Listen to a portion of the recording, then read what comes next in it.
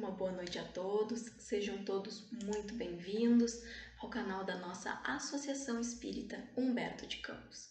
Antes de dar início ao nosso assunto de hoje, eu gostaria de começar com uma prece. Então, vamos elevar o nosso pensamento. Pai, de amor e bondade, a Ti rogamos Teu amparo, iluminando consciências e que sejamos ativos na prática do bem. Que assim seja. O nosso assunto de hoje é o capítulo 2 do Evangelho segundo o Espiritismo, Meu reino não é deste mundo. Mas o que tem de diferente no reino de Jesus?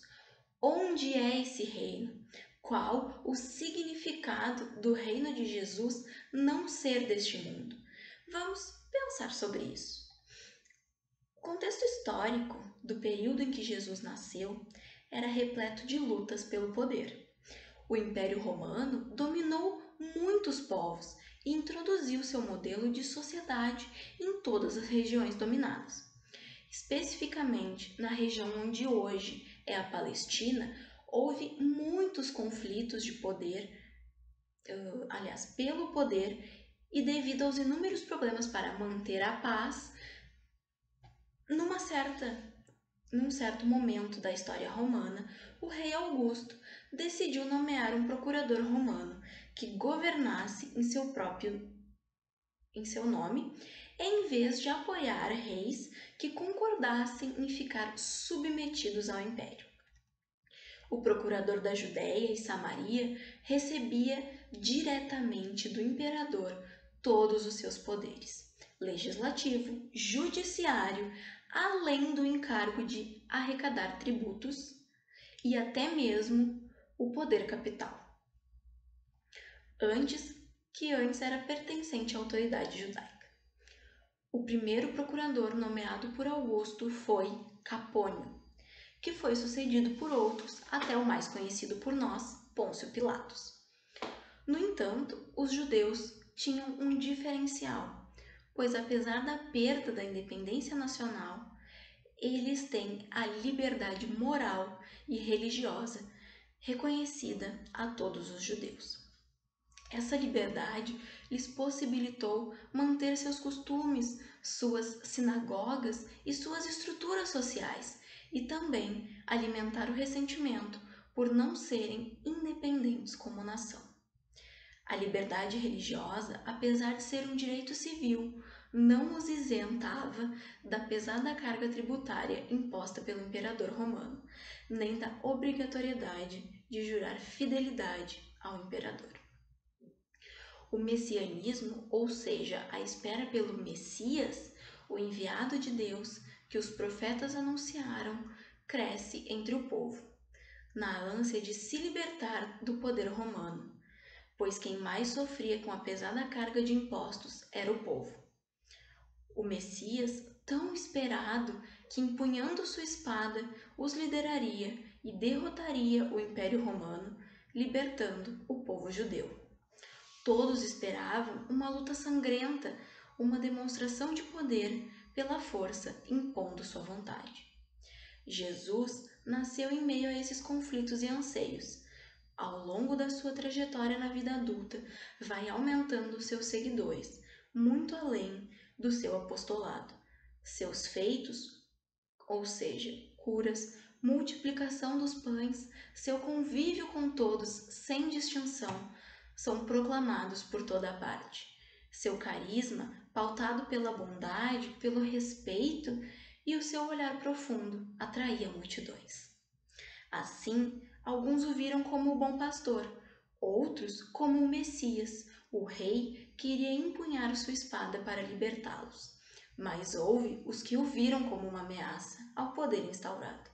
A desconfiança, as mentiras, as injúrias, os falsos rumores foram crescendo até que, como nos conta o evangelista João, Jesus se viu em frente a Pôncio Pilatos. Tu és o rei dos judeus? Foi a pergunta de Pilatos a Jesus. E Jesus respondeu-lhe, o meu reino não é deste mundo. Se o meu reino fosse deste mundo, certo que meus ministros haviam de pelejar para que eu não fosse entregue aos judeus, mas por agora meu reino não é daqui. Continuou Pilatos: logo, tu és rei? E Jesus respondeu: eu não nasci e nem vim a este mundo senão para dar o testemunho da verdade. Todo aquele que é da verdade ouve a minha voz. Todos se reportavam à realeza do mundo, coberta de ouro, poder e ambição.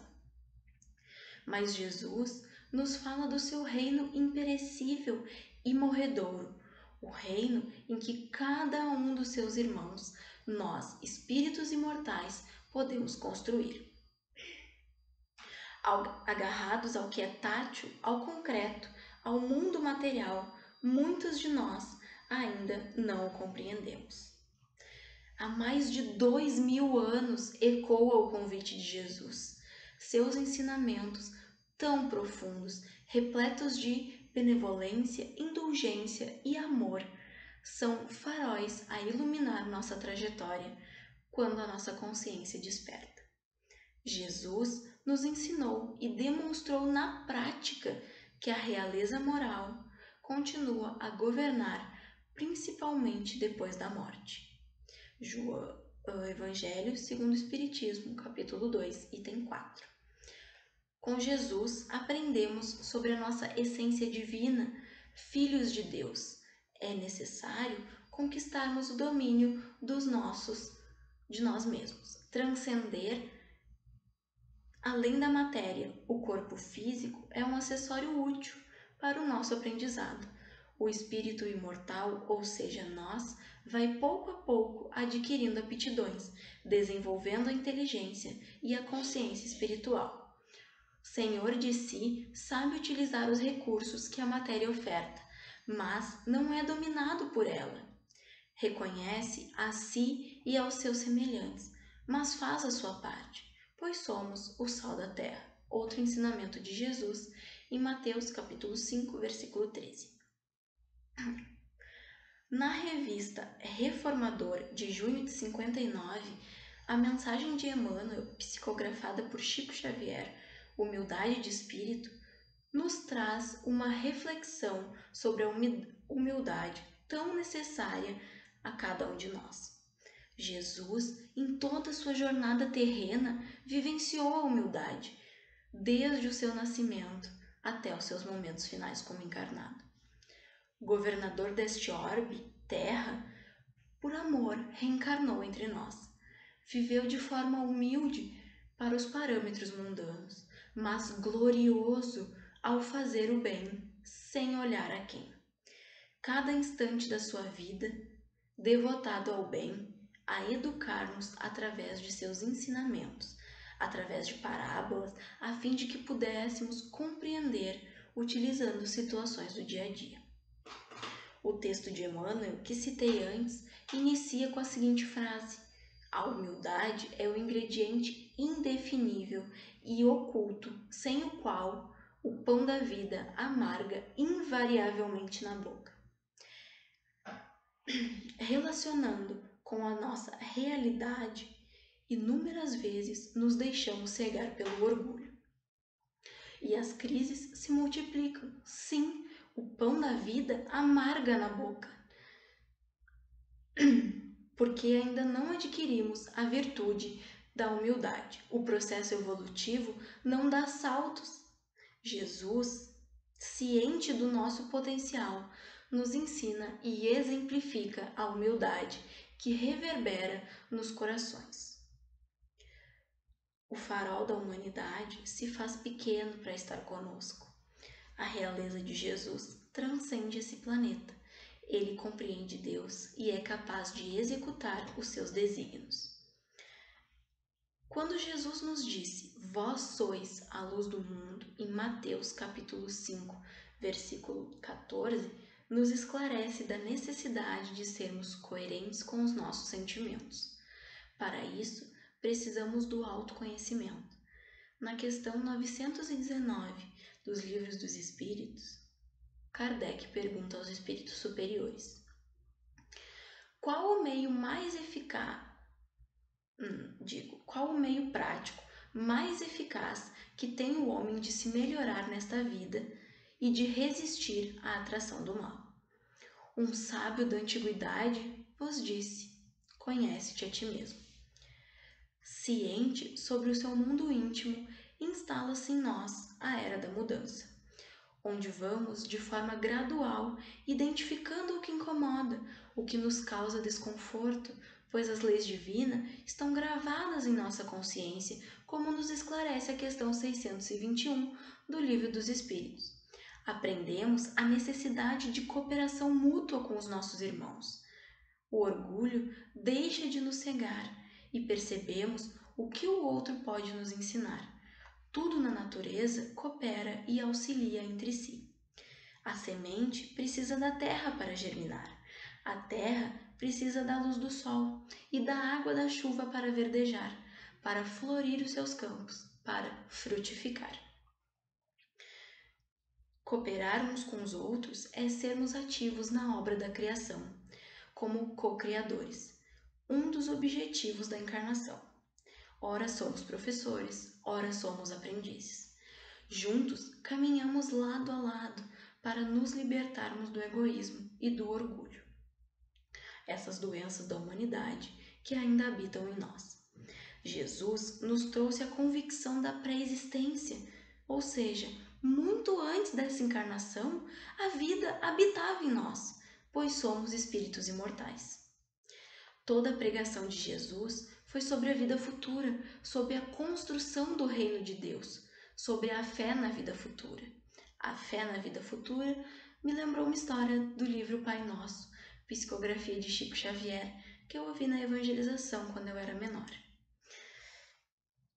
Na Ásia Menor havia um grande bosque, repleto de árvores, muitas plantas e diversos animais. Ainda jovens, 3 árvores muito amigas pediram a Deus que lhes concedessem destinos gloriosos. A primeira árvore queria ser utilizada no trono do mais alto soberano da terra.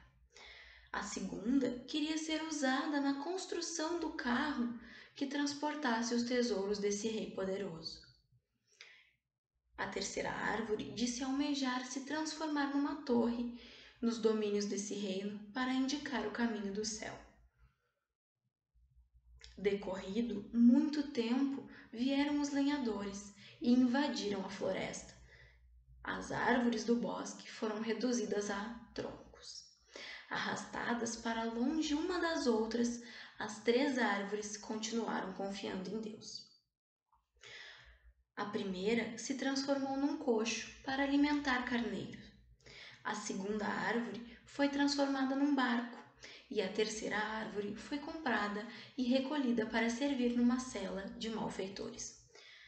As 3 árvores amigas, separadas e sofredoras, nunca deixaram de acreditar que Deus atenderia o seu pedido e, sem queixas, fizeram seu trabalho, confiantes no seu futuro.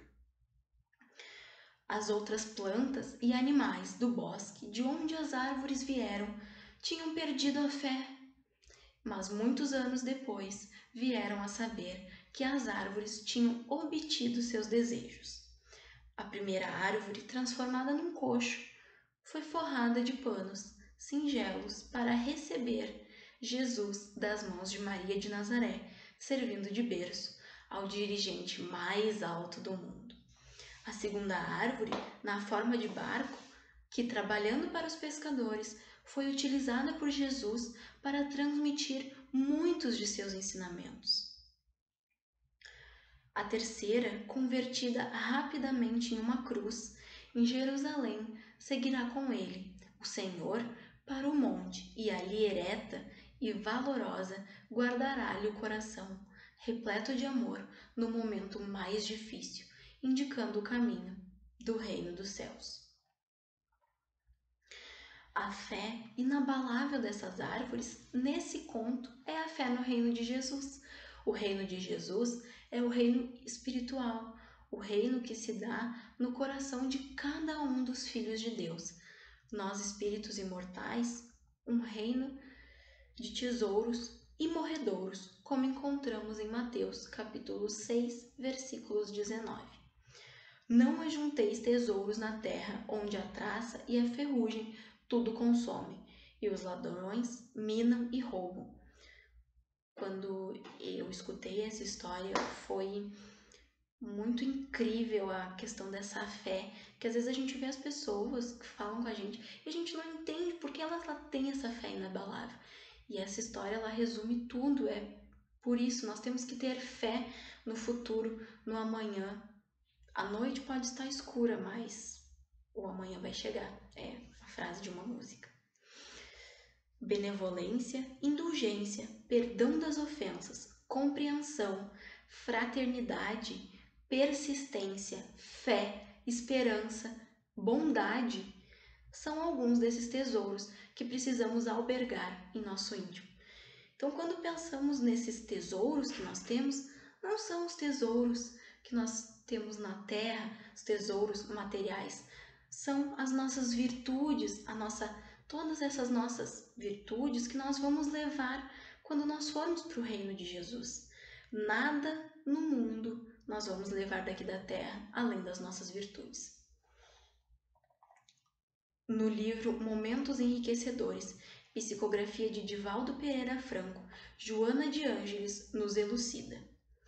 Em qualquer trecho do caminho da tua evolução, Jesus deve ser o teu apoio, a tua direção, a tua meta, tendo em mente que através dele e com ele te planificarás alcançando Deus.